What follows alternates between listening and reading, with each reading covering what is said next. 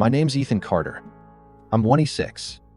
And last Memorial Day, my uncle stood in front of a crowd and called me a coward until I showed everyone the scars that nearly killed me. Every year in our small Midwestern town, families gather at the Veterans Memorial in the park. Kids with red, white, and blue paint run circles around lawn chairs.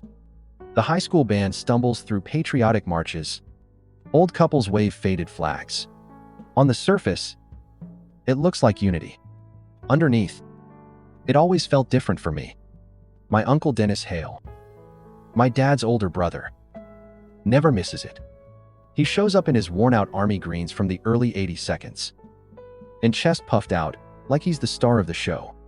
The truth, he spent 2 years stateside in supply. Never saw combat. But in my family's eyes, Dennis has always been the golden child. For as long as I can remember, my grandparents praised him like he'd single-handedly carried the flag through every battlefield. At Christmas, he carved the turkey while retelling the same boot camp stories. Everyone laughed, clapped his back, filled his glass. Meanwhile, when I enlisted right after high school, I was treated like I'd made a reckless mistake. Why throw your future away? My mom whispered the night before I shipped out. Can't you just stay home and finish college like your cousins? But I left anyway. 3 deployments, 2 to Iraq, 1 to Afghanistan. I came home with medals I keep in a shoebox I can't bring myself to open, and nightmares I can't shut off. Dennis never asked about any of it. He just smirked, as if my service counted less than his stories. It wasn't just about the military.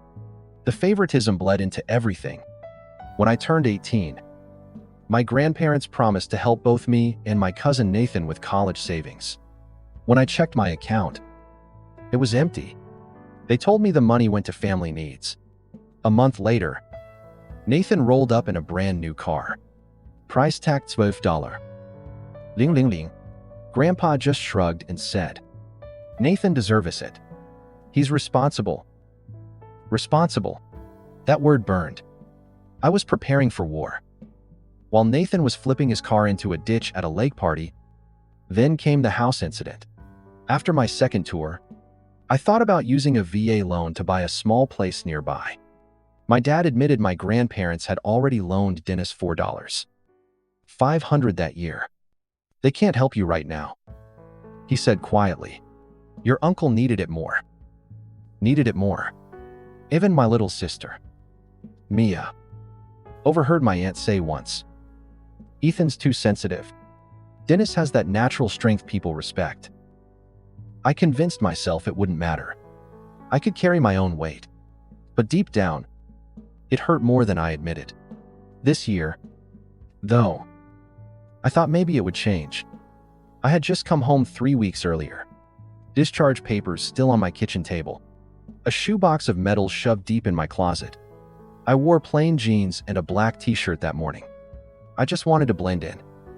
Stand with my parents. Maybe grab lunch afterward. And leave quietly. But as soon as Dennis spotted me, I knew peace was out of reach. He raised his voice for everyone to hear. Well, look who finally showed up. His grin stretched wide. The nephew who couldn't cut it in the real army. Civilian life suits you. Who? Heads turned. Conversations stopped. Dozens of eyes landed on me. My mom tugged his sleeve. Dennis, please. Not here. But he smelled of beer and attention.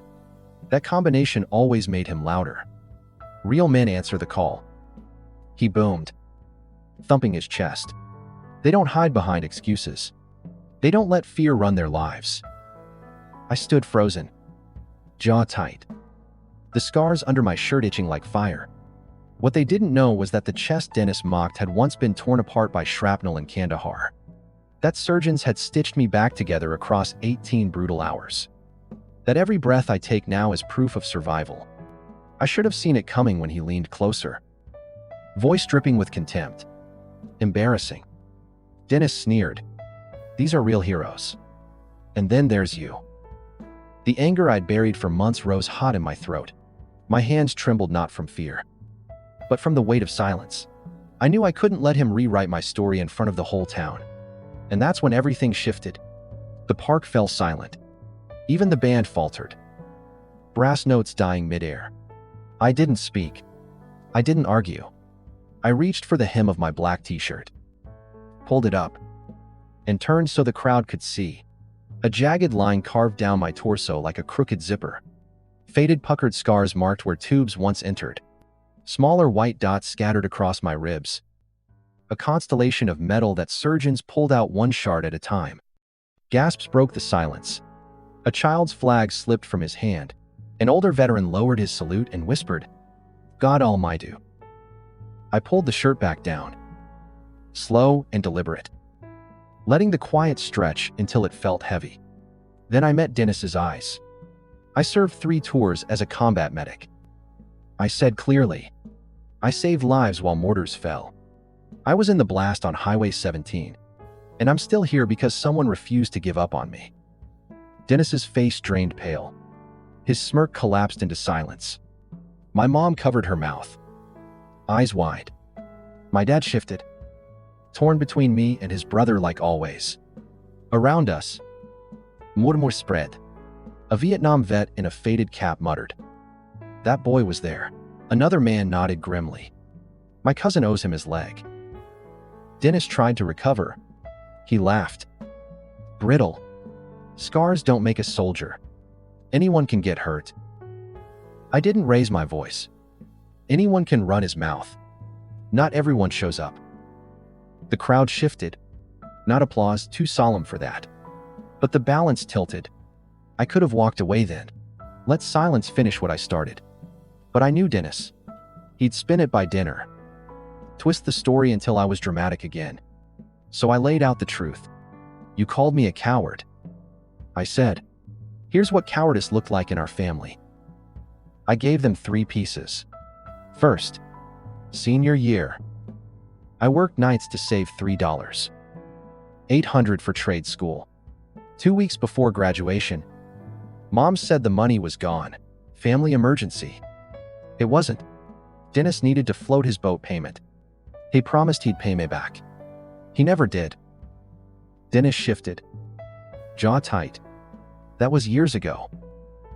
It was 4 years, 11 months, and 16 days ago.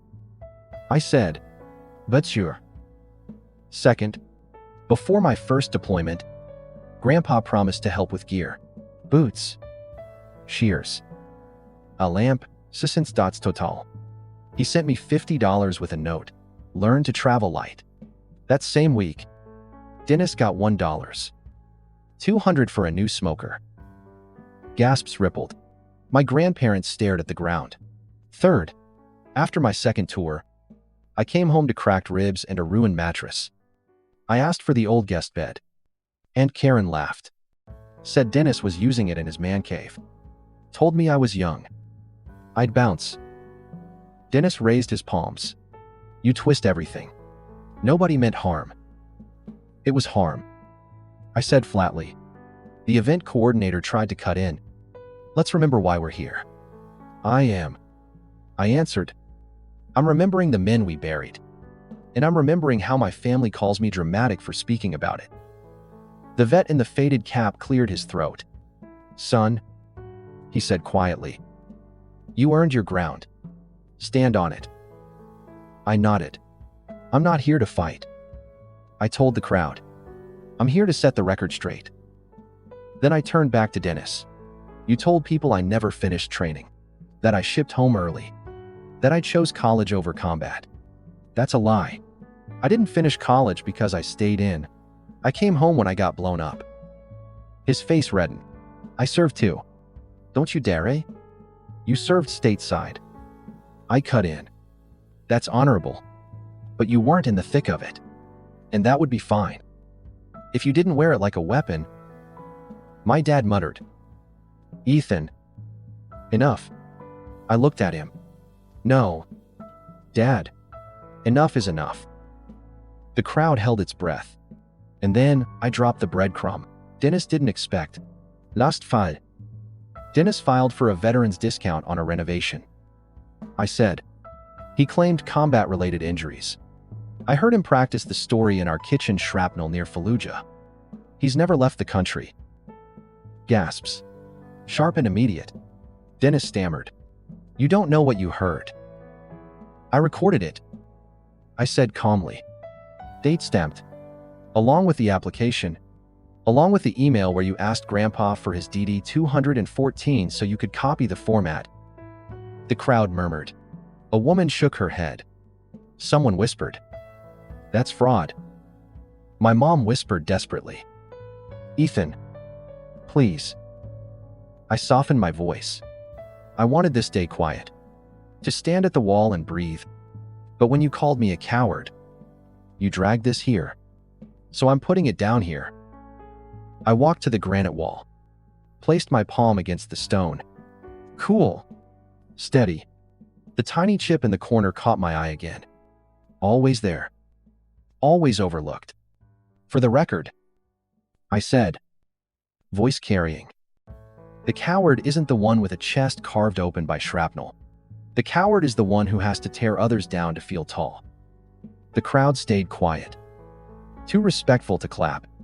But someone whispered, Amen. Another said, Let him speak. Dennis's lips moved. But no sound came. His crown was slipping. And he knew it. I turned back to him. This doesn't stop here.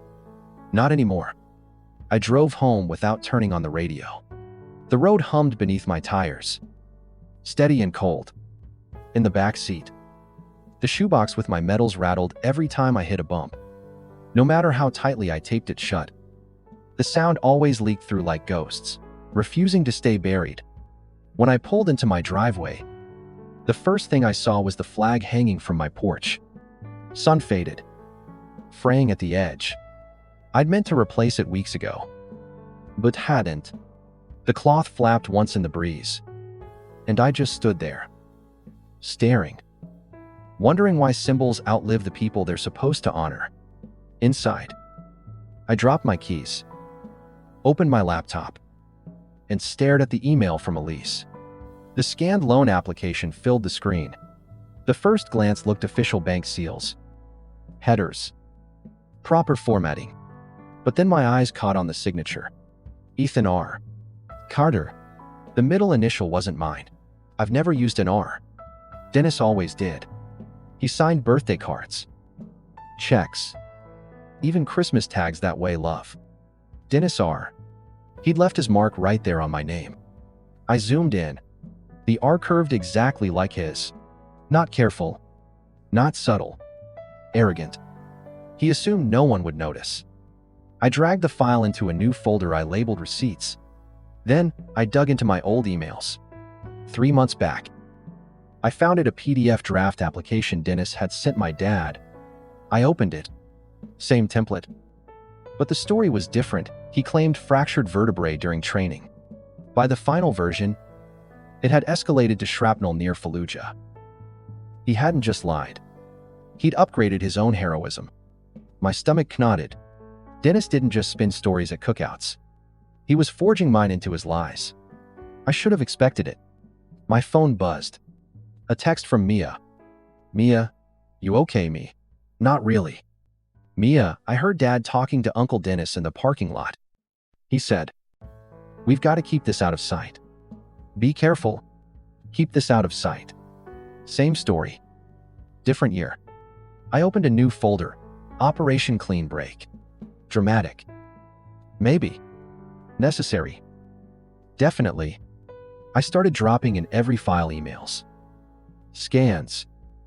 Screenshots. The shoebox in the corner caught my eye. I thought about opening it. Touching the medals. The crumpled notes from my unit.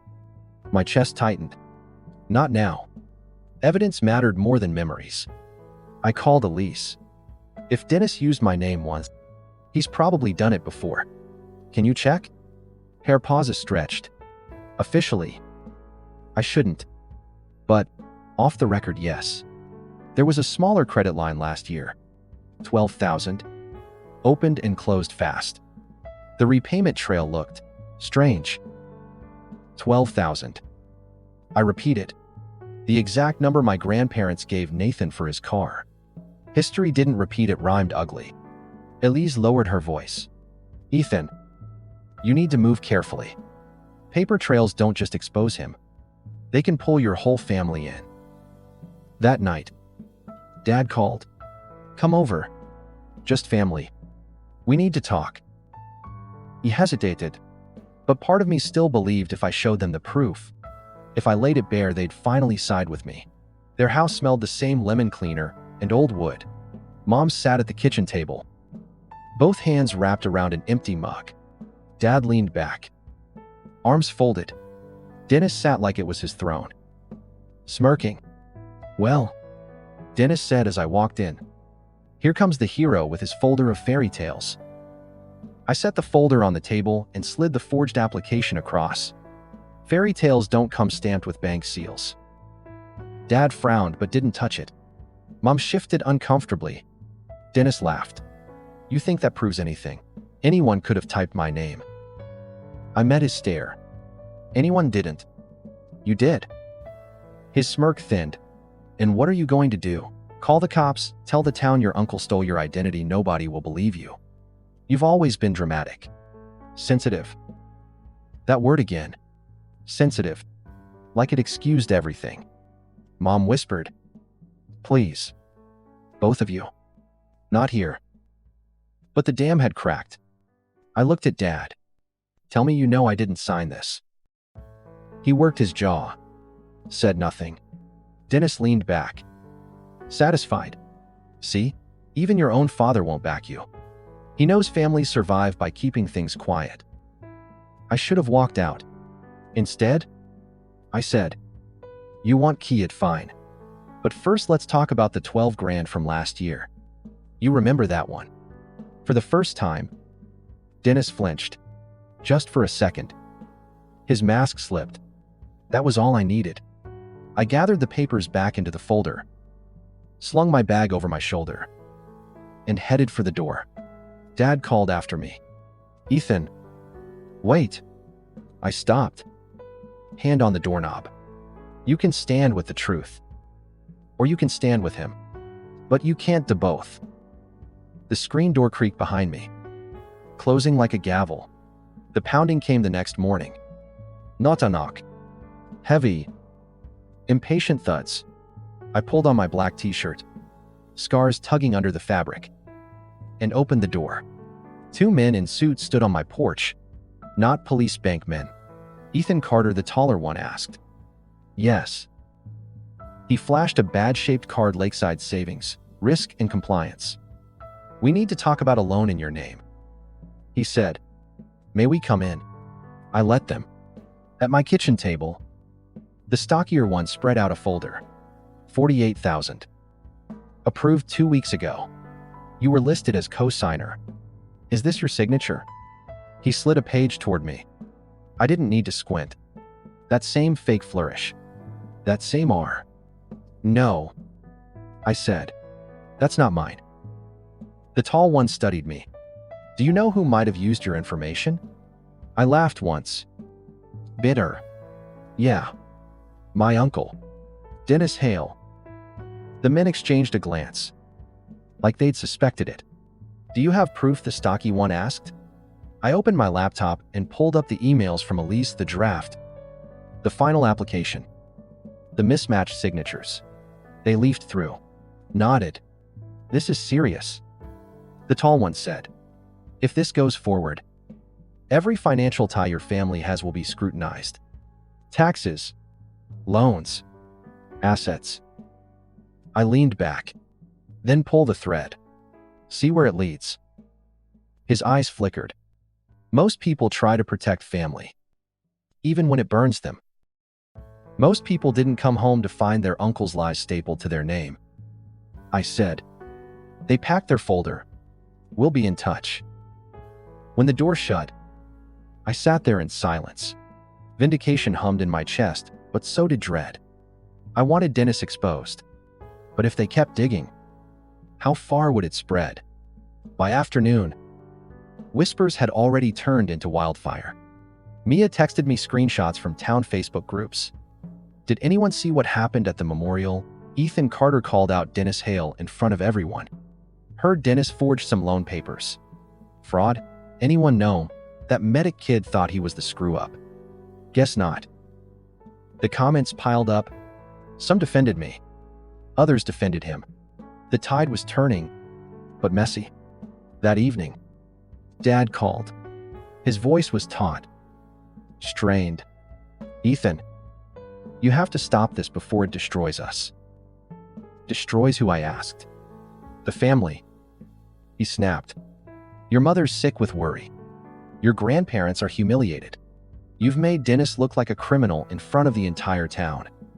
Because he is, I said. His silence stretched, then cracked. It wasn't just Dennis. Some of that money helped your grandparents with medical bills. If this blows up, they lose everything. We all do. My chest iced over. You knew. Another silence. You knew. I repeated, voice sharp. We thought it would stay small. Dad muttered, handled quietly. That's why we told you not to make a scene. I gripped the phone so tight my hand trembled. You protected him again. At my expense? Again. Ethan. I hung up. For as long as I can remember, they'd chosen Dennis's comfort over my truth. But hearing Dad admit it out loud was worse than any battlefield wound. That night, sleep refused me. I paced until I couldn't stand it. Then I opened the shoebox. Purple hearts. Commendations. Crumpled notes from my unit. My fingers brushed one, a scrap of paper scrawled with, "Harder, if you make it home. Tell my wife I loved her." My vision blurred. Those men didn't so Dennis could use my name for a loan. The next morning, I drove straight to Lakeside Savings. Elise met me in the lobby. Eyes tight. I knew you'd come, she said.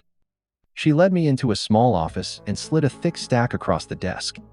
I'm not supposed to show you this yet, but you need to see it. Dennis has been using your information longer than you realize. I flipped through. My stomach twisted.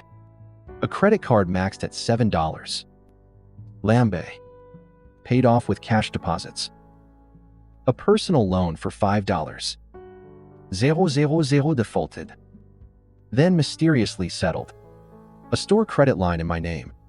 Home Depot. 3 years ago. Each tied to my social. Each buried under Dennis's web.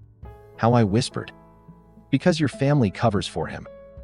Elise said quietly. Because banks trust a man in uniform. He knows exactly how to play the image. I stared at the stack. This isn't just fraud. It's identity theft. She nodded. And if you don't act, you'll be the one holding the debt. When I got home, my phone buzzed with texts. Mom, please. Don't take this public. Think of your sister. Dad, we can fix this inside the family. Grandpa, family doesn't betray family. I almost laughed. Bitter. Hollow. Family doesn't betray family. Then what's this? Then came Dennis's text. Careful. Nephew. You don't want a VAR you can't win. My chest tightened not with fear, but fury. I typed back. It already started. And for the first time, I meant it. By the weekend, whispers weren't whispers anymore. They were conversations at the diner. Arguments in the grocery aisle. Half-truths spreading faster than I could keep up.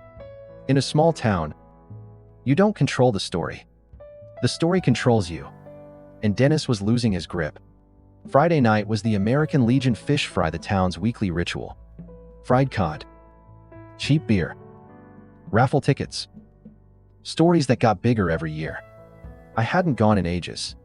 But this time, I walked through those doors with my folder of evidence under my arm. The air was thick with grease and nostalgia. Photos of young soldiers lined the walls. Laughter echoed from the bar. And right in the center, like always, was Dennis. Beer in hand, spinning his war tales to anyone who'd listen. Back in Fallujah, he was saying, puffing his chest. I saw things no man should. I stepped forward. His voice died mid-sentence. The room followed his gaze to me. Conversation quieted. Evening. Uncle, I said evenly. His smirk returned. Well, look who crawled out. Here to eat fish or stir up more drama. I set the folder on his table. Thick. Heavy. Neither. I came for the truth. He chuckled. But it rang hollow. Always so dramatic. I opened the folder and spread out the papers. The forged loan. The draft application. The fake signature. The unpaid credit lines. Gasps rippled through the hall. Someone muttered. My God. Dennis's face pallid. Then flushed red. This is garbage. Out of context. Then explain why your handwriting is on the draft. I shot back. Why the bank flagged it? Why the signature has your damn middle initial? Murmurs swelled. A bartender frowned. Dennis, you told us the VA gave you that money. Dennis barked a laugh. They did. Sort of. I stepped closer. The VA doesn't hand out $48,000 loans for man caves. You know what else they don't do? Forgive fraud. The hall went still. He stood, trying to tower over me. You want to air family business here? Fine. But when this burns down, don't pretend it isn't your fault. I faced the crowd instead of him. You all know my uncle. You've bought his stories for decades. But the truth is here. In black and white. I served. He lied. And if you doubt me, ask the bank. Ask the VA. Ask the neighbors he stiffed. The contractors he cursed out. The managers who flagged his accounts. A veteran at the bar nodded slowly. Always wondered why his stories never lined up. Voices rose, some shocked, some angry. Chairs scraped. People shifted away from him. Dennis shouted over them. You think you're righteous? You're tearing this family apart. I turned back to him. The family was already broken. You just wore the crown. His hands shook. Rage and panic colliding. You'll regret this. I lowered my voice. Not as much as you will. He stormed out, slamming the door so hard the wall photos rattled. The silence he left behind was suffocating. Then people began moving again. Some came up to me. One old woman squeezed my hand. Truth stings. She whispered. But it cleans. I nodded. But inside, I was shaking. Not with fear, adrenaline. Dread. Relief. All tangled. Because I knew Dennis wasn't finished. That night, my phone buzzed. Unknown number. The text chilled me. Nice show tonight. Let's see how you handle what comes next. Attached was a photo of my truck, parked outside my house. A shadow leaned against it. Too young to be Dennis, but familiar. Kyle, one of his drinking buddies. The kind of guy who picked fights behind bars for fun. My stomach dropped. This wasn't just paperwork anymore. This was a message. I locked my doors and checked the windows and sat with the shoebox on my lap. My metals clinked against each other, sharp and accusing. You're not weak.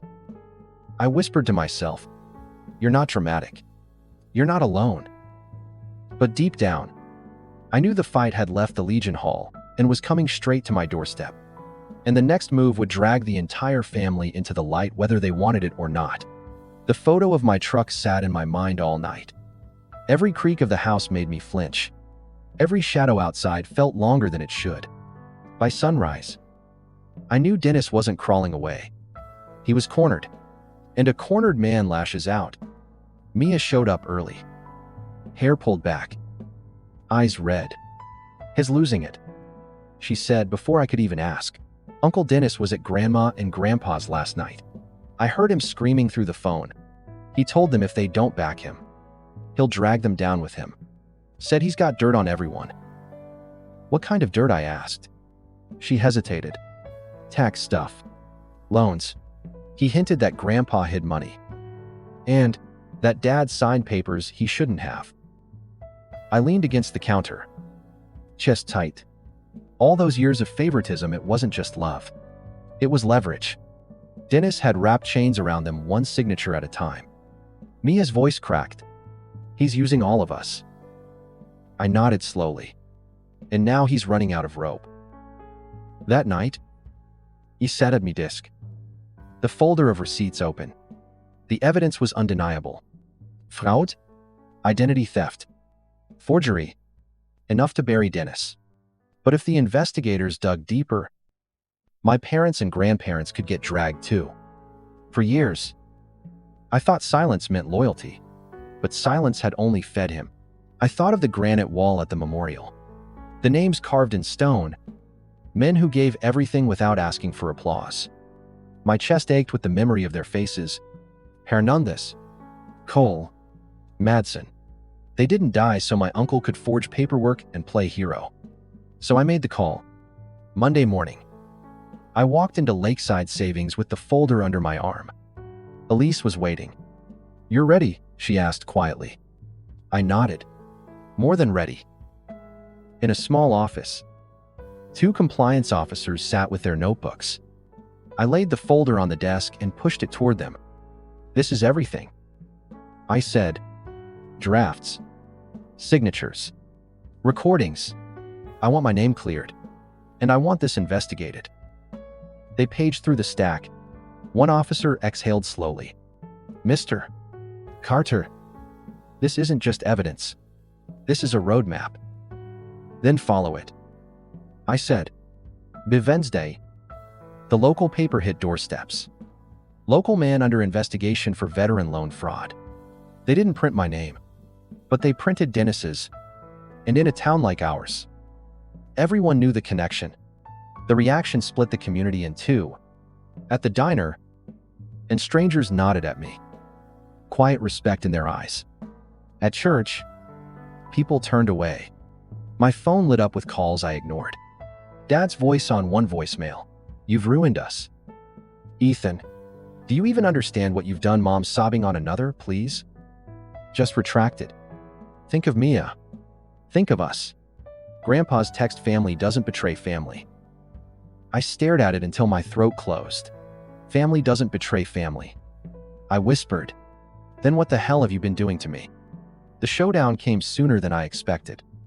I was sitting on my porch when Dennis's truck screeched into my drive. He climbed out. Thinner. Angrier. Eyes wild.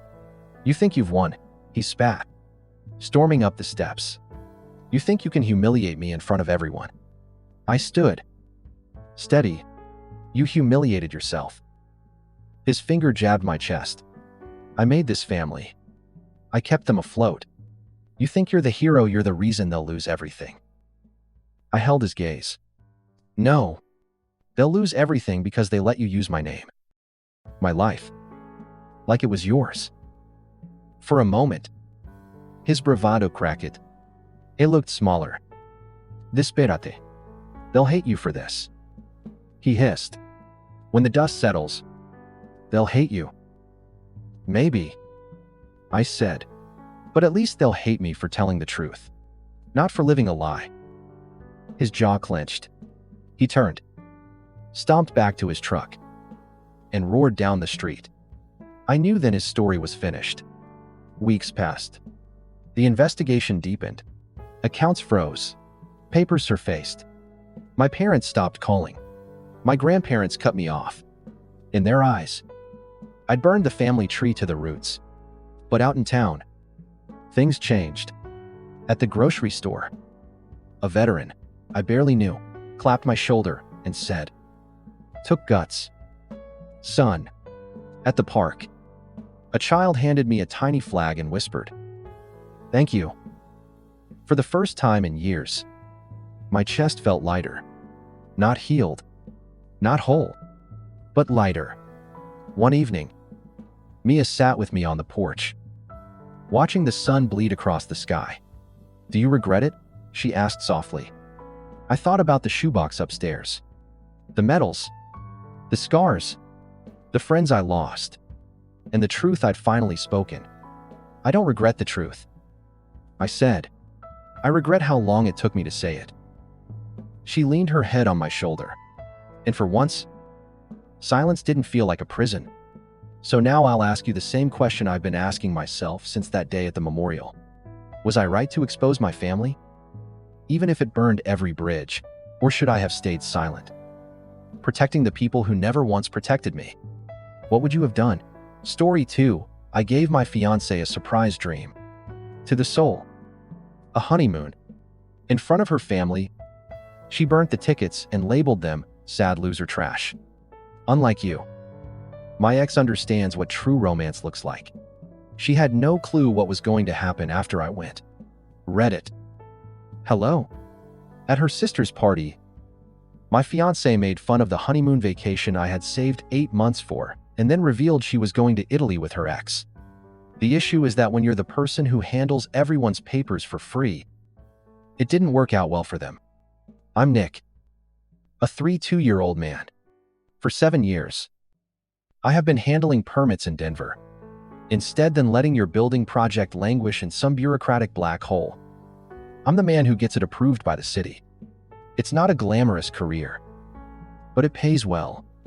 Alyssa, my now ex-fiancée, grew up in Cherry Hills Village, which is known to non-Denver residents as oil money masquerading as old money. Half of the downtown office buildings are owned by her father, Charlie, Claudia, her mother, and drives whichever high-end SUV she has on hand that week. Sister Fiona just married a computer guy who believes that having a personality is a must for giving advice on cryptocurrency. From day one, they had been treating me like a hired servant. Charlie would make these passive-aggressive remarks regarding pensioners and the mindset of government employees. Claudia would inquire about my work as if I had disclosed my cancer diagnosis. Fiona connected me to Nick, a friend of Alyssa's. For example, she would lose her social standing if she revealed that I was her lover. The problem with being undervalued, however, is this. In fact, it's helpful. While they were busy looking down on the government worker, I was quietly becoming the man who handled all their paperwork difficulties. Alisa's freelance design license, Fiona's business belongings, and Charlie's real estate firms. I was more knowledgeable about their financial status than their fucking accountants. I'm getting ahead of myself. However, so wait. Alyssa seems to have changed. Said that she admired my stability and genuineness in contrast to the trust fund kid she had dated. Said that her family's preoccupation with money was flimsy. That she was more interested in who I was than what I produced. I should have been more aware. After some time, I began to notice the warning signals. Because we couldn't afford impromptu travel. And she would get strange when others spoke about their travels to Europe. How? Since our budget was humiliating, she would sidestep inquiries regarding wedding plans. How her eyes glowed every time Blake was brought up. And because he was still reportedly a family friend, it occurred often. Blake is an investing man who owns a high-end watch and drives a German vehicle. Alyssa said they were simply friends now. But I could see how she would find excuses to contact him for financial advice and laugh too loudly at his market forecasts. Additionally, I was unable to stop it since the man and his family knew Alyssa's parents, which made matters worse. Anyway, I made a choice 8 months ago. I was going to play chess while everyone else was playing checkers. Not because I was giving up. You see? Korea was Alyssa's obsession. Korean BBQ. Skincare regimens. Gramas, you name it. Since we first began dating, she had been discussing Seoul. Even have boards on Pinterest about it. It was her ideal location. I thus began organizing a well-researched trip that would wow her. Not just a mediocre holiday. I identified Seoul's peak seasons, created a flawless 10-day plan that addressed every issue she had ever brought up, reserved a hotel with city views in Myeongdong, got us tour places in the DMZ. Gwangjang Market is crawling with planned night markets. In order to get those Instagram-worthy views of the cityscape, they even indulged in supper at Lauder World Tower. Bame Yuan, 400 inches total, which required me to use all of my savings and some credit. However, I produced this comprehensive plan complete with pictures, a season, and contingency plans. That was planning at the professional level. It was an easy strategy. Show her that I could provide something her trust. Money pals couldn't equal as a surprise at Fiona's engagement party. This was supposed to be my chance to witness their arrogant grin shatter when they learned I'd been playing a longer game. Never in my life have I been more mistaken about anything. The event took place in an exposed brick location in Low that charges high prices for an industrial atmosphere. Blake was among the roughly 30 individuals who had reportedly drove down from his Aspen vacation in order to network or whatever. I listened to him lecture for an hour on crypto tactics, and Alyssa paid close attention to everything he said, as if he were picking lottery numbers. Even though my jaw was tightening, I maintained my composure and let them perform. Waited till the toasts were finished. Everyone had drinks. Ideal audience for my major disclosure. I cleared my throat and took out the folder with all of the confirmations. Hello, everyone. I wanted to let you know about our excited plans for our honeymoon. The discussion ceased. Alyssa seems intrigued, yet unenthusiastic. I should have seen the first warning sign. As if I were delivering a lecture, I began to describe Seoul. As I study her expression, I anticipate the response that any ordinary person would have if their ideal vacation were presented to them in a palatable manner. Rather, I saw her face change from one of bewilderment to one of someone who had just tasted spoiled milk. Read her with every affirmation. She grasped the folder and flipped through the pages as if she were looking at evidence at a murder scene, watching this catastrophe play out in real time. The whole crowd became silent. Then, while everyone stared, she gave me a disgusted look and said, "Are you freaking serious right now?" As I stood there, I realized that I had just entered an ambush that I had not even anticipated. Do you think I want this? Like we're college students on spring break. Some pitiful loser crap about tourist traps and street food. The quiet was overwhelming. Claudia began to giggle, saying, "Soul, what am I? Some weeb who gets excited about eating weird stuff at night markets." Blake was attempting to conceal his snicker behind his glass when he said, "Oh, honey, even your high school boyfriend had better taste than this." Fiona was shaking her head as if she had anticipated this catastrophe. Alyssa wasn't finished. However, after grabbing the confirmations, she headed toward the ornamental fireplace.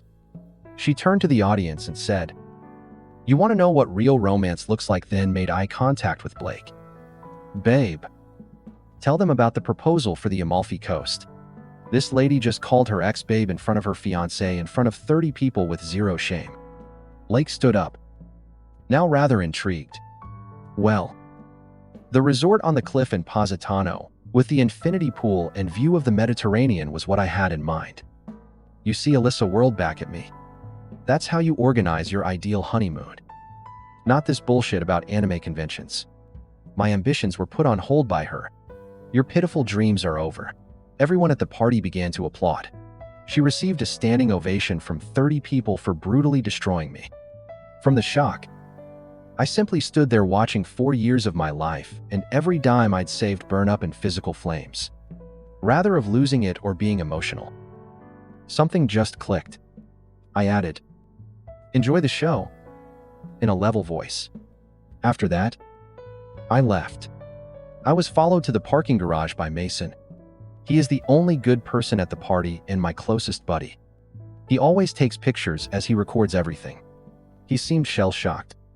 "Dude," he replied. "I got all of it on video. The whole fucking show." I advised him to keep those pictures. This is what Alyssa and her little audience didn't realize about me. And it made me realize that I would need them. I'm not sentimental. I locate weak points and exert pressure until the material burns itself. They were interested in seeing my true abilities. Go for it. My analytical mind really took over on the journey home. It had nothing to do with the honeymoon, until something better came up. This was regarded as a valid backup plan for around 4 years. And Blake, this wasn't impromptu based on how well choreographed that performance was.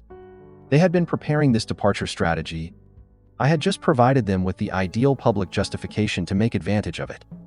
Arrived home at 10 o'clock. To a vacant flat. Excellent. I wanted some emotional noise-free time to ponder. I began making the connections I had been too blind to see, such as the fact that Alyssa never paid rent even though she had access to the trust money, how she had been working late more often and using evasive justifications. She claimed to have been answering confidential calls regarding wedding suppliers. Around midnight, a few calls were missed at first, and then they became frequent. The party had become a celebration of Alyssa and Blake's love reunion, based on background sounds. But here's what they don't comprehend. My energy source is information. And over the course of 4 years, I had evolved into the man behind the scenes, managing the legal matters for their whole social circle. Alyssa's freelance design license and documentation services, Fiona's company registration, and Charlie's real estate businesses. I had been the friendly local official who took care of everyone's problems without ever requesting payment, just plain human decency. They overlook the fact that you may create fascinating issues in people's businesses if you have a strong grasp of systems and a strong desire to betray others. The voicemails continued to arrive.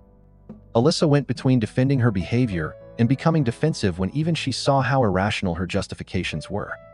One stated, "I thought you knew me better than to plan something so basic." Another, "Blake has been urging Italy for months, but I have always refused out of devotion." "Baby, I know you might be mad, but you should have asked what I actually wanted instead of assuming. I've come to the realization that I deserve someone who appreciates quality after tonight." But the 300 AM, the messages differed, abruptly apologizing, saying maybe she overreacted, asking if we could speak about this when she came home, imploring me to respond because she was growing anxious about my silence. Her tone altered, and I understand why. At that gathering, someone ought to have informed her of the practical considerations she had overlooked in her haste to disparage me in public. For example, our lease simply has my name on it, such as me managing her papers and her company being registered at my location. Because I studied the terms and conditions and she found paperwork tedious. Half of our wedding providers have contracts in my name, and she has been leaving increasingly frantic voicemails. Sunday was a really fruitful day for me as I looked into Blake's new business ventures and our joint responsibilities. Yes, that was not something I was going to overlook. The thing is this: the permission man makes people feel at ease. They ask you to clarify regulatory requirements, assist with compliance difficulties, and examine contracts. You turn into the person who really knows how systems operate. Blake, for example, manages client funds in some innovative ways that may not be entirely consistent with industry norms. You may see trends in how people respond to advice when you assist them in understanding municipal investment restrictions for their real estate transactions. The Department of Labor might learn a lot from Fiona's new husband's intriguing approaches to contractor categorization, most significantly, in an effort to increase rental revenue. Charlie's commercial buildings have been actively eschewing code compliance. I ought to be aware, for modifications that were finished substantially differently from what was permitted. I assisted him in navigating the permission procedures. Sunday night, I made a choice that felt like icy water coursing through my veins. I wouldn't stand up for someone who considered me throwaway entertainment, but I also wouldn't make things easy for those who found it funny to make fun of me. It was going to be an intriguing Monday. Korean Air is the first call. When I informed that one guest would no longer be going owing to relationship changes, I was surprisingly understanding of customer service, due to the fact that we had beyond the 30-day deadline. Tickets were half refundable. 300 yuan. 200 of the $4. 800 I had spent on airfares was reimbursed. It was more difficult to reserve the hotel at the non-refundable rate, but for a modest charge, I was able to switch to single occupancy, even though it was still pricey. It was my sole vacation rather than our disastrous honeymoon, with 48 hours notice. The DMZ trip is entirely refundable. There is no penalty for canceling the Lotta Tower meal. Mason was moved to the night market food tour. In any case, he had always wanted to go to Korea. By Monday afternoon, I had reorganized everything around a vacation that was really going to be amazing and had recovered almost 60% of my expenses. However, The actual task was just getting started. Alyssa seemed to have been struck by reality like a freight train when she returned home on Monday night. Most likely because it had. She came at me as if I were a deadly animal. Began by saying, "We need to talk about what occurred. I know you're unhappy." Making gestures in the direction of the sofa as if we were ready to discuss sentiments, I stood at the counter in the kitchen. She began her planned statement by expressing her surprise at the honeymoon arrangements. How her sophisticated sensitivities seemed to be beyond my comprehension. How the whole situation seemed like I was attempting to impose an unauthentic, foreign's adventure-like version of her. You had to see how it seemed. Even if I overreacted, tourist sites and street cuisine were very unprofessional. I gave her 10 minutes to vent. I then asked her to elaborate on the Amalfi Coast remark and the reference to calling Blake babe. Her mask broke instantly, or became defensive, saying that Blake had casually brought up Italy as a friend's proposal, and that she had simply done so to show what smart preparation looked like. She couldn't help herself when I asked her what made my planning so simple. Explained for 5 minutes, precisely why someone of her caliber would not be satisfied with my honeymoon. Instagram was terrible for Seoul. How could she upload pictures that would make others jealous? I had planned simple tourist activities that wouldn't generate social media interaction. Although Korean culture was popular at the time, it wasn't classic enough for a milestone celebration. Blake is aware of how crucial events that make for good photos are to your social media profile. There are places on his Italy itinerary that would really wow my buddies. It was there. I wasn't a fiancé who had spent months saving for her ideal vacation.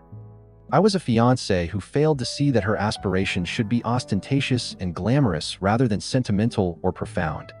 She continued expressing this like it was good business reasoning. She tried to backtrack after becoming agitated when I explicitly inquired whether she intended to call off our engagement for Blake. All they were was buddies. Italy wasn't being serious. She just uttered things she didn't intend because she was upset. However, she then revealed that Blake had been assisting her in figuring out what she really desired in a mate and that they had been communicating more often about her worries about our relationship. Excellent. While living rent-free in my apartment, my fiancé had been utilizing her ex as a relationship counselor, allowing him to persuade her that she deserved more. The humiliation in public wasn't an accident. Blake had been guiding her toward this escape plan for months. I advised her to remain someplace else while we worked things out, telling her that I needed time to think things through. She went into a panic right away. Where should I be working? How should I conduct meetings with clients? What about correspondence sent to this address for commercial purposes? I then clarified that an address I controlled was mentioned on her business registration. She had never established a legitimate company address. Thus, the majority of her professional contact came here. And I had offered my paperwork services as a courtesy rather than as required by law. Since she was reevaluating our partnership agreement, I mentioned that she may wish to manage her own administrative duties moving ahead.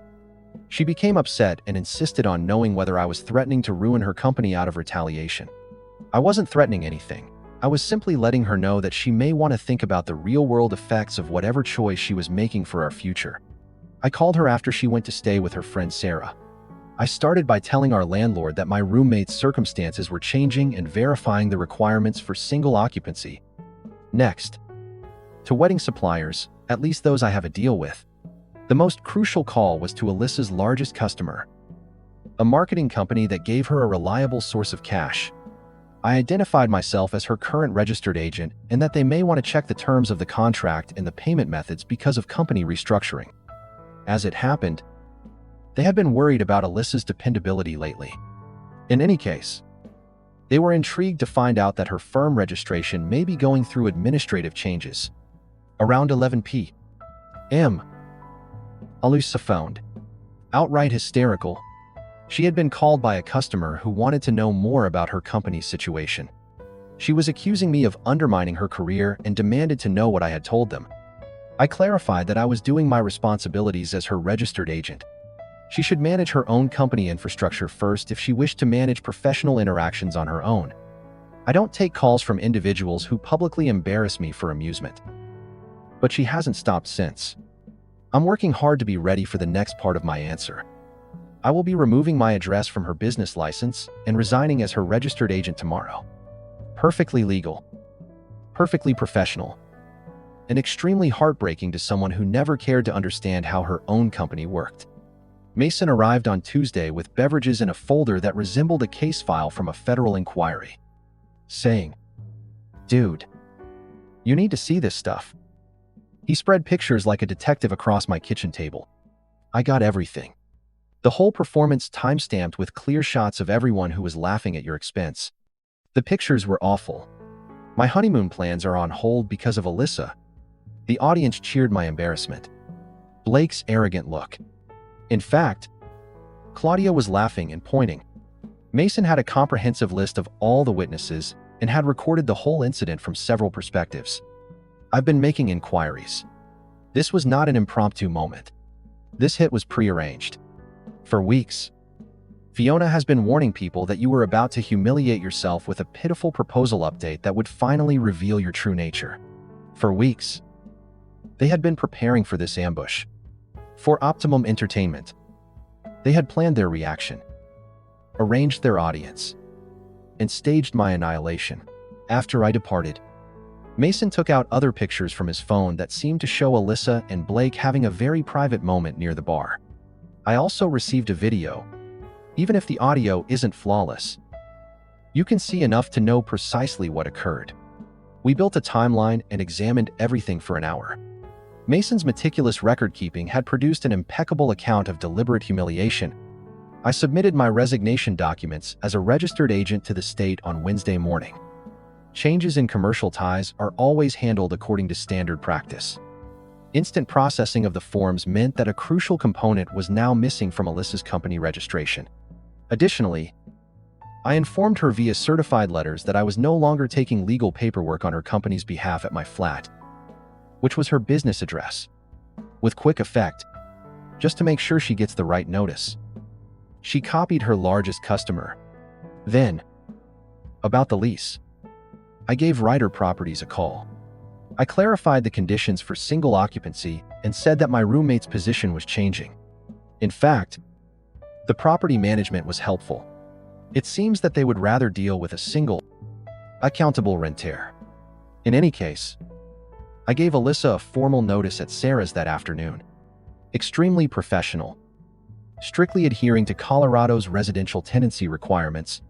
She was effectively a long-term visitor since she wasn't on the lease. And I was giving her 30 days to get her possessions back and find another somewhere to live. Her face became white, and she began to stutter about having rights, about having lived there for 2 years, and about how I couldn't simply throw her out. Calmly, I clarified that she had only ever been a visitor of mine and had never been a renter. That agreement was coming to an end. Just as our relationship was, everything is recorded and lawful. She argued, then negotiated, and eventually broke down in tears, asked how I could be so uncaring about leaving her without a place to live. Blake seemed willing to assist her with her housing predicament when I reminded her that she had made the decision to publicly embarrass me. Perhaps a security deposit might be covered somewhere in his Amalfi Coast budget. She received a call from her customer on Thursday morning. Her contract was being immediately terminated. It seems that having your company address contested and your registered agent quit raises severe concerns about professionalism and stability. She was really insane when she phoned on Thursday afternoon. Why in the world are you acting this way? My life is being destroyed by you. How could one mistake make you so vindictive? Hi, Alyssa. You dare not say hello to me. All right, Alyssa. Goodbye. Mom F. Before she could continue, I hung up, but not before hearing Blake inquire what was wrong in the background. It seemed that the reality of providing for a jobless fiancé who had no credit history and no company revenue was complicating his romantic plans for a vacation in Italy. Fiona texted me Friday afternoon. She felt that I was being too vengeful against her sister and was dissatisfied in the way I was handling the problem. Said that the family had always welcomed me and that this was not the appropriate approach to address a straightforward miscommunication. I took a screen grab of her text and stored it in an evidence folder. I had a feeling I would need to record their attitude for the following step. Because the Department of Labor could be interested in some of the extremely innovative contractor categorization strategies used by Fiona's husband's consulting firm. Additionally, the municipal inspection staff would want to look into the code violations on Charlie's homes. People shouldn't be shocked when you cease finding their troubles empathetic when they believe your suffering is amusement. Every system has enforcement mechanisms. And every enforcement mechanism includes specialists whose duty it is to ensure compliance. As working with permits shows you, you can create extremely specific issues if you are driven by systemic treachery and have an understanding of how systems operate. Like I was putting together a federal case. I spent Saturday investigating Charlie's real estate holdings.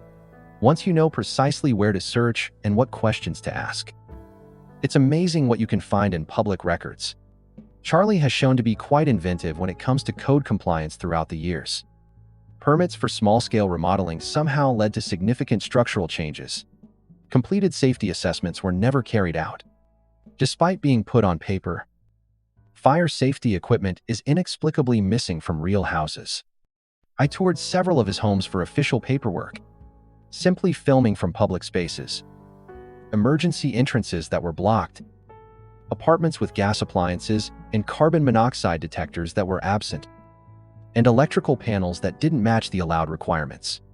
I submitted 3 different 311 complaints to the city on Sunday morning. Several attributes, several infractions, each supported by time-stamped photos and particular code references. I took careful to cite the specific municipal code provisions for each infraction, and I am aware of whose inspectors are in charge of certain areas. The nice thing about code infractions is that the city is required to look into them when they are notified. It is just bureaucrats according to established protocols. It is neither personal nor spiteful. Inspectors are legally obligated to issue tickets and request remedies when they find infractions that precisely match specific complaints. Mike, my contact for the building inspection, called me on Monday morning. Over the weekend, he had drawn 3 separate complaint investigations regarding the same company's properties. It's odd, Nick, how specific these criticisms are. The person who filed them is well aware of what has to be documented and how to present it in a professional manner. They seem to have had a great deal of regulatory compliance training. That was intriguing. I told him, and I hoped the property owner would take swift action to resolve the infractions. The first concern is always public safety. Charlie was notified by Monday afternoon that 6 homes, not just the 3 I had mentioned, needed thorough safety inspections. The city is usually meticulous about due diligence once they begin reviewing a portfolio. Alyssa, who was hardly able to speak, phoned from an unknown number on Tuesday morning and demanded to know what I was doing to her family. Charlie was apparently in danger of incurring enormous penalties and repair expenses, and everyone thought I was planning some kind of harassment campaign. I informed her that I didn't understand her. Perhaps her father should have maintained his properties in accordance with the law rather than using regulatory shortcuts to increase profit margins if his properties were having problems with code compliance. She said that I was dangerous and insane because I had waged war on her whole family over a relationship issue. I clarified that code enforcement complaints, which are made by concerned residents who see safety infractions, are public records. Inspections wouldn't find any issues if Charlie's buildings were kept up correctly. I heard her telling someone in the background that I was totally insane and that they needed to take action against me before she hung up. I received a call that afternoon from an unfamiliar number, asking whether I was the Nick who had just filed many municipal complaints in a professional manner and making a kind introduction. From Pinnacle Investment Services. This is Blake. I'm phoning to talk about clearing up some recent misconceptions on behalf of a mutual friend. I informed Blake that code compliance was not negotiable and that I was not aware of any misconceptions. There are either safety infractions or none at all. He began to clarify that these technical infractions were only bureaucratic complexities and that Charlie was ready to deal with them right away if certain other issues could be settled peacefully. I urged him to elaborate on these irrelevant issues. For example, Alyssa's business circumstances and perhaps reevaluating certain grievances that may be dropped if everyone could come to an agreement. It dawned on me then that they believed this to be a negotiation. In fact, they thought I was using code enforcement as leverage for interpersonal drama. akin to a hostage scenario in the bureaucracy. I told Blake that code infractions are non-negotiable and that his firm's compliance staff would be interested in trying to organize municipal complaints via personal connections. After being silent, he inquired as to what I meant by it.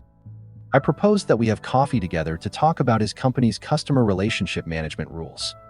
Just a cordial, yet businesslike discussion. He nodded, but his voice was much less certain than when he'd first called. On Wednesday, I met him in a business area coffee shop.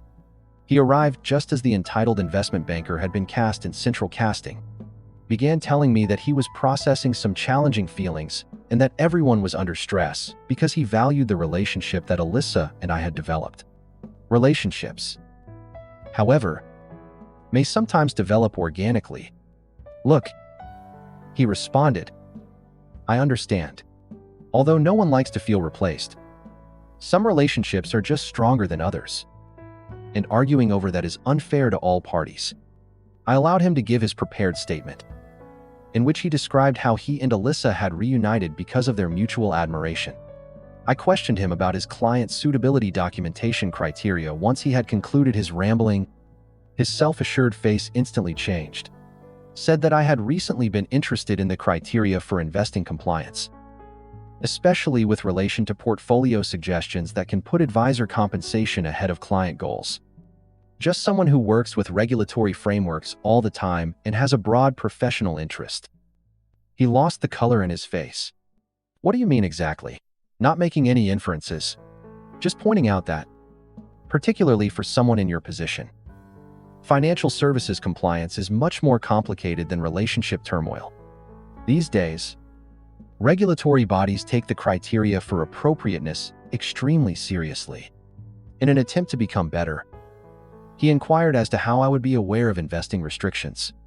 I'm sure your firm maintains excellent compliance protocols, I stated, referring to the many regulatory oversights: banking compliance, insurance regulations, and professional license standards that come with working on municipal permits. His confidence was beginning to wane when I replied, I just thought you should understand that regulatory issues can be more complicated than personal issues. Much harder to resolve through negotiation. What specifically are you hoping to get out of this conversation? I got to my feet and threw a 5 on the table. Nothing. I only wanted to confirm that we were aware of one another's priorities. Then, realizing that things were about to become costly, I left him sitting there. I sent the Financial Industry Regulatory Authority an anonymous tip that afternoon. Only discernible trends in client portfolio suggestions that might call for expert examination. Totally accurate, well-researched, and disastrous for someone whose livelihood relies on government approval. Mason phoned on Thursday morning to tell that Alyssa had been tweeting about harassment campaigns and toxic individuals on social media. Mason was instructed to take screenshots of everything. I needed full record of precisely how she decided to describe events if this was going to be a public dispute. Blake stopped answering Alyssa's calls by Thursday afternoon. The speed at which amorous gestures vanish when regulatory scrutiny surfaces is fascinating. The 30-day notice period for Alyssa ended on Friday. Probably anticipating that legal deadlines would operate like diet programs, she had remained utterly quiet for the whole week. They could disappear if you ignore them a much. The locks were replaced by me on Friday morning. She was a freeloader whose invitation was withdrawn, not a renter. Thus it was quite lawful. Left a letter and her belongings in moving boxes at the door. She really lost it when she arrived that same evening in a U-Haul with Sarah, yelling that I was taking her house and abandoning her like trash. All of her wise decisions were going full circle as I took out the receipts, the certified mail notice, the lease that only had my name on it, and her own text about leaving me for Blake. She attempted to assert that she had tenant rights after 2 years of cohabitation. I have looked at that angle before. People who have never paid rent or signed anything are not granted squatter rights under this statute. I'm sorry. She kept wondering where she was meant to go as she was packing her belongings. Blake wasn't picking up the phone. Her parents were losing a lot of money on maintenance for their properties. Fiona was too preoccupied to assist. I advised you attempt that grown-up independence thing. It's popular. I've heard. It was a really entertaining weekend. She burnt through her whole network of friends, leaving desperate voicemails from various phones.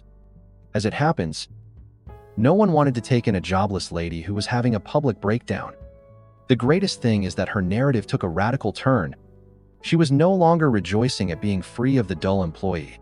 She was now the target of a campaign of harassment from someone who was incapable of accepting rejection. Claudia called on Sunday evening. She was dissatisfied with my approach and felt that I had to think about my ties with my family. I'm thinking about them. She mumbled about little, non-threatening infractions. And I said, that's why I'm making sure Charlie's buildings don't collapse and kill someone before the city forces him to fix them. She hung up, but I could hear Charlie in the background as I clarified.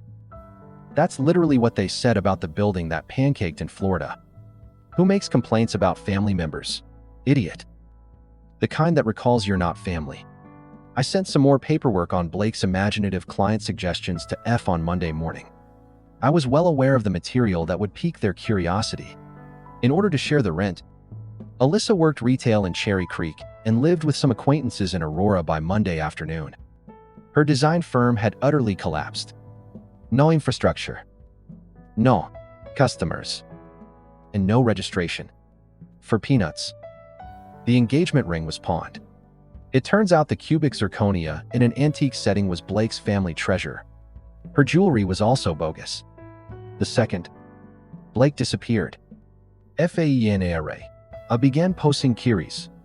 It's funny how romantic vacations in Italy end when your professional license is in jeopardy. I was served after 2 weeks. As a result of my claimed harassment campaign and unlawful eviction, Alyssa was suing me for $15. Null-inch damages. Her documents claimed that I had unlawfully evicted her from her house and ruined her company out of retaliation. She requested damages for mental suffering, relocating expenses, and missed wages. In the clerk's office, I phoned my friend. He said that paperwork is the key to small claims. Cases are not won by emotions.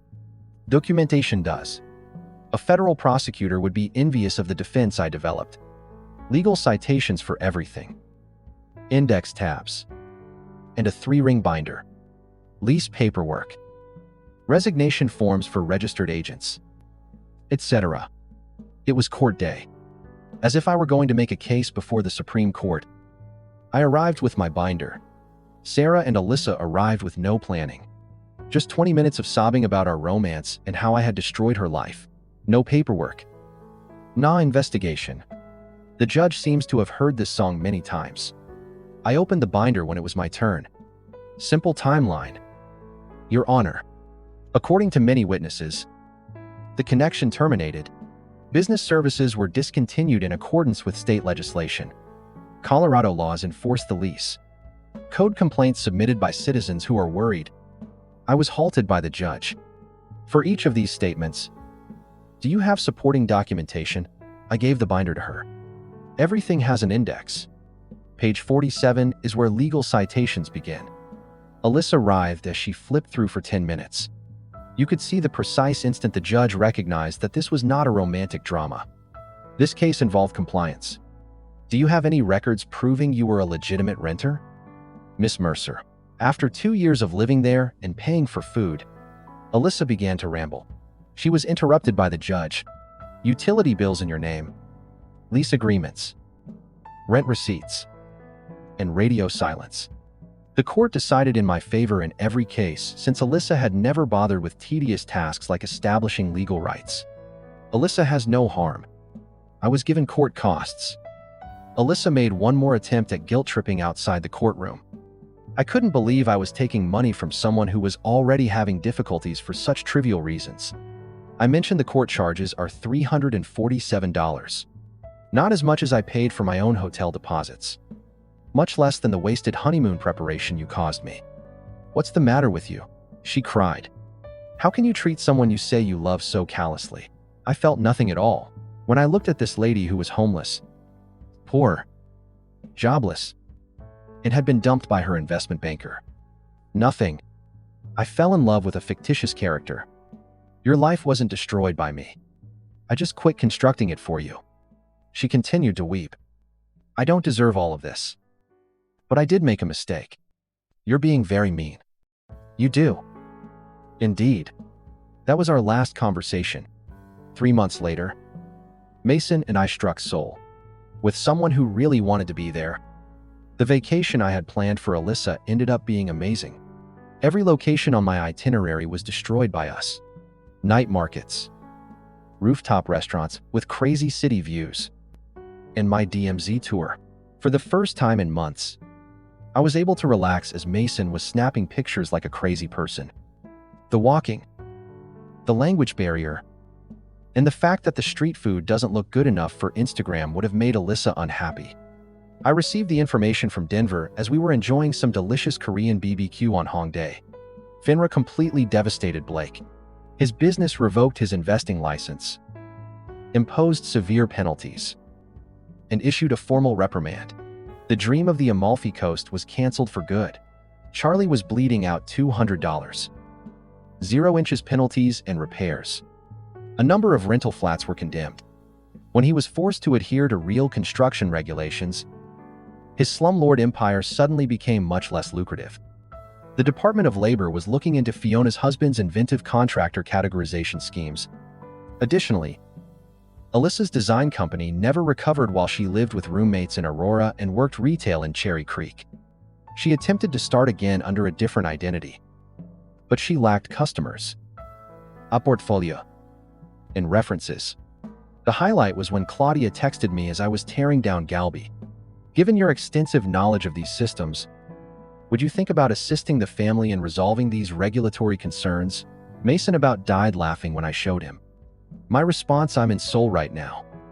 Having a great trip is to seek advice from qualified experts who bill fairly. No answer. Excellent. Alyssa, Claudia, Fiona, and even Charlie had 17 unread messages when we returned to Denver, all of whom wanted to talk about the matter and find a solution to their regulatory issues. I didn't read them before deleting them all. I filed my papers. My paperwork was finished. Erin is the new female I'm dating 6 months later. She manages her own money, works as an animator, and finds joy in the little things.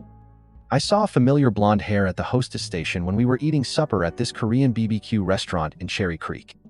Clearly, coming off her shift, Alyssa was wearing a shop uniform beneath a cheap jacket and was weary. She was with a strange guy who seemed to be just as broke as she was. When she saw me, her expression alternated between shock, humiliation, rage, and finally despair.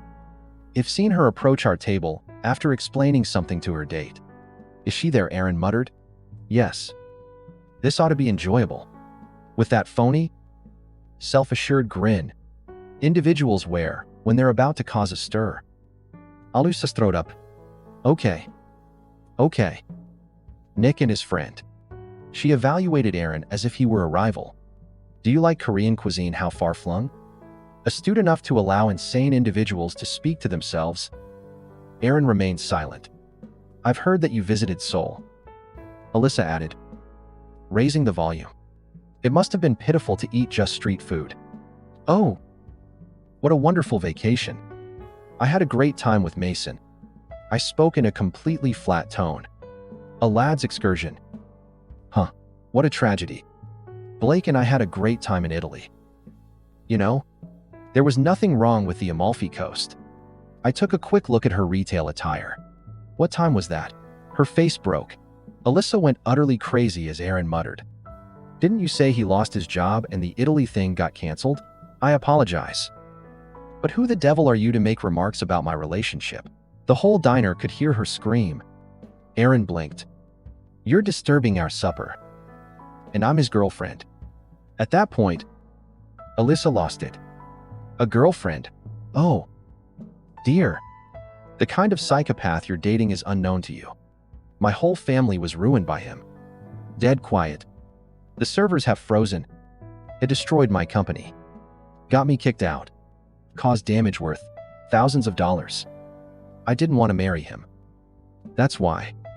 I continued to eat bulgogi as she destroyed herself. Erin tried not to giggle as she watched. When she hesitated, I inquired. You finished? I took out my phone and showed her the screen, saying, Finished? I'm just getting started. Everyone should know what kind of vindictive. Recording application. One party consent in Colorado. You just slandered someone in front of 30 others. I appreciate the proof. Her face became pale. Can't you be sued? Of course. Likely result in your termination from your retail position. Have you harassed someone by trespassing? Let's investigate. The manager was already coming. So I gave him a signal. You have to go. Ma'am, you're upsetting the consumers. Finally, seeing that 30 others were observing her outburst, Alyssa turned to glance around. She broke up with a man who pretended not to know her. She remarked in a trembling voice, This isn't over. Indeed. It is. She bounded out. I saw through the glass as her date left her in the parking lot and drove off, leaving her standing there by herself. The eatery resumed its regular operations, as if nothing had occurred. Erin took up her chopsticks. I grinned and said, Yep. She's not crazy at all. She never got back to me after that. I don't give a damn. Life is wonderful.